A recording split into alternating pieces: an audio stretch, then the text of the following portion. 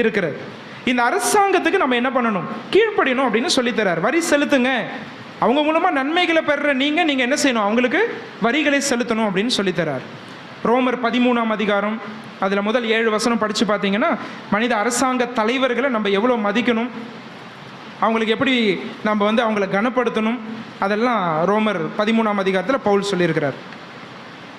1 பேதுரு 2ஆம் அதிகாரம் படித்து பார்த்தீங்கன்னா, ராஜாக்களை எப்படி மதிக்கணும், அரசாங்க தலைவர்களை எப்படி மதிக்கணும் அப்படின்னு பேதுரு சொல்லி தந்திருக்கிறார்.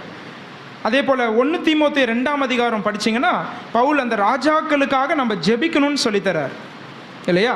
நம்ம சமாதானமாக ஜீவிக்கணும்னா இந்த ராஜாக்களுக்காக, அரசாங்க தலைவர்களுக்காக நம்ம என்ன செய்யணும்?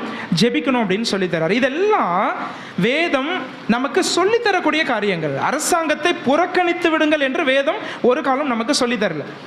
ஆண்டவர் இயேசு கிறிஸ்து அருமையாய் போதித்தார். அரசாங்க தலைவர்களை மதிக்கணும்,